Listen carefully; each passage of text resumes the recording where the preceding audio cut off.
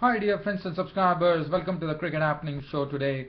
Well, I'm extremely sorry that yesterday I could not actually upload the YouTube show. In fact, I uploaded it, but due to YouTube problems, the upload was aborted. So, well, that is something not which is beyond my control, unfortunately. Sorry about that.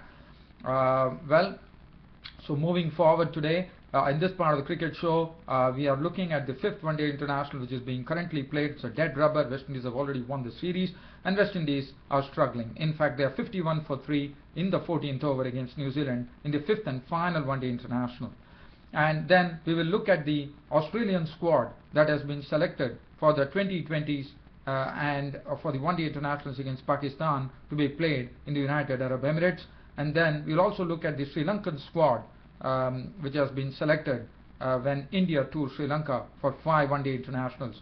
But I'm going to start off this particular Cricket Happening show with some very interesting news. This is for all India and Pakistan fans. We have been waiting for this India-Pakistan clash to happen. It happened in the World Cup. India won the match, but always India and Pakistan affairs are very special affairs. 2007 was the last when Pakistan toured India. And then after that we have not had any India-Pakistan tours because of the prevailing situation, and it's possible, right now the BCC has given the go-ahead for Pakistan to play 2020s and 2 2020s and 3 one-day internationals against India in the end of December, when England will be in India. England will be touring India. So that is the good news for all the Indians and Pakistani fans, that India and Pakistan will be having a clash in December 2012. So it's a matter of almost, after a span of 5 years, India and Pakistan are renewing their rivalry in cricket.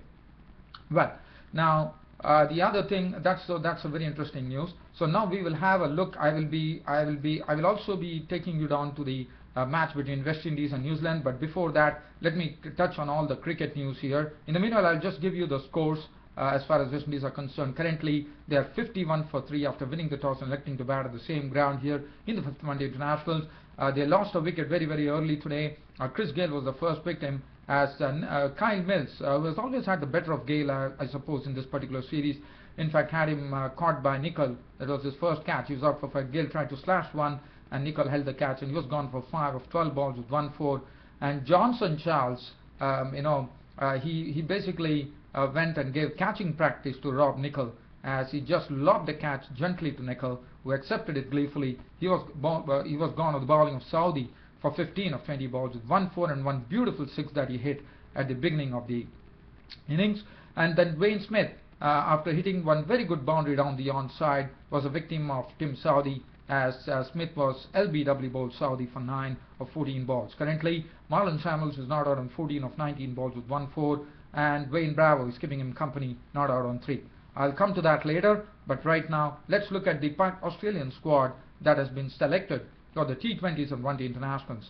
Now, what Australia has done, as you know, the Australia and Pakistan are going to clash in the T20s and one-day internationals, and the first ODI starts on 28th of August.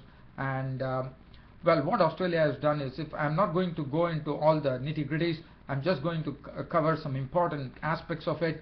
The first thing that I would like to talk about this one-day international squad and the T20s is the first thing that Australia have done is they have brought in a very promising all-rounder from Australia, probably with a view to the T20 World Cup in Sri Lanka, because this person is a man from Victoria. He smashed a 50 of just 19 deliveries. So that's in fact, he smashed the fastest 50 in Australia's domestic one-day history by smashing that 50 of just 19 deliveries. So you can just imagine what sort of bloke he is. He's a very big hitter of the ball. He's a player from Victoria, and he has been doing very well in the 50 over format and the T20 over format, and keeping in view that the T20 World Cup is approaching. And not only that, he brings a lot of variety to his inclusion, because he's not only a big hitter of the ball, he's just turned 23 years of age. He's a big hitter of the ball. He's a very good off spinner, so he comes into the Australian squad as a very promising all-rounder. And to boot, his fielding is absolutely brilliant, and he has done very well. He is also playing in the English County Cricket League in the French Live T20, and he has already had a strike rate of 178 for his county Hampshire. So that's the precise reason the Australian selectors have plumped for him, probably wanting to have a good look at him, give him a chance and see how he goes against Pakistan, and probably because he has that ability to clear the rope very, very consistently. And well, that is the precise reason this person from Victoria, Glenn Maxwell, has been included in the ODI squad and also in the T20 squad. So that's the first thing that I would like to say. And then we look at Callum Ferguson, who has made the cut.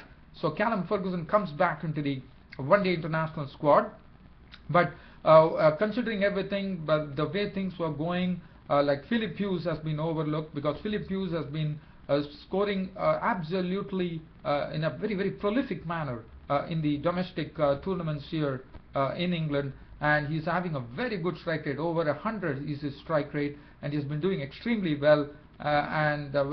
But still Callum Ferguson has got the nod ahead of him. Now the ODI squad: David Warner, Matthew Wade the wicketkeeper, Michael Clarke captain, George Bailey, Callum Ferguson, Michael Hussey, David Hussey, the Hussey brothers, Daniel Christian, Stephen Smith, Glenn Maxwell, as I already talked about, Mitchell Johnson, Xavier Doherty, James Pattinson, Clint McKay and Mitchell Starc. So this is the composition of the ODI squad against Pakistan. And the T20 squad has one more, not a surprise, because Cameron White, as you know, was actually was holding the reins of the T20 captaincy for Australia. But George Bailey came in and George Bailey got the nod. But now Cameron White, on the dint of his sheer performances in the IPL, he has actually forced his way into this Australian squad. The T20 squad: David Warner, Shane Watson, Matthew Wade, the wicketkeeper, David Hussey brothers, Bailey would be the captain, Cameron White gets an opportunity, Daniel Christian, Glenn Maxwell, Brad Hogg, Xavier. So Brad Hogg, the 41-year-old veteran, on his performances that he did in the Big Bash Cricket League, gets a recall. He also did well in the IPL 2012. So he's the veteran, comes back into the mix. Xavier Doherty, Clint McKay, Mitchell Starc, Pat Cummins and Ben Hilfenhaus. So this is the team composition as far as the T20 goes against Pakistan. And then now we have a look at the Sri Lankan squad. As you know, India is going to go to Sri Lanka and play 5 one-day internationals. That first of the one-day international starts between Sri Lanka versus India at Hambantota on July the 21st. The Sri Lankan squad: well, Mahira Jayawardene is the captain. Then Angelo Matthews is going to be the vice captain. Tilgatne Dilshan, Kumar Sangakkara, Upul Tharanga, Dinesh Chandimal would be the wicketkeeper. Nuwan Kulashekara, Tisra Pereira, Lahiru Thirimane, Lasit Malinga, Chamara Kapugadra gets back into the team. Rangana Herath, after sitting against Pakistan, is again back.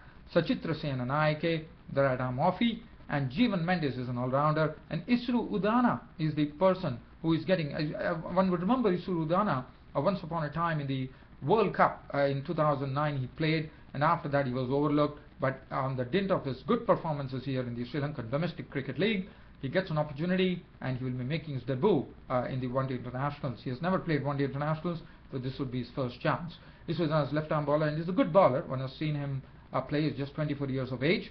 So that's the team as far as the India and Sri Lanka go. Now I'll take you down to some live cricket commentary. Let's see what's happening here. We will also have a look at the bowling figures. Kyle Mills 3 overs 1 for 16. Trent bowled. I'll come to that. In the meanwhile, the score reads 48 for 3 in the 12th over. And Marlon Samuels is not on 12. Dwayne Bravo on 3.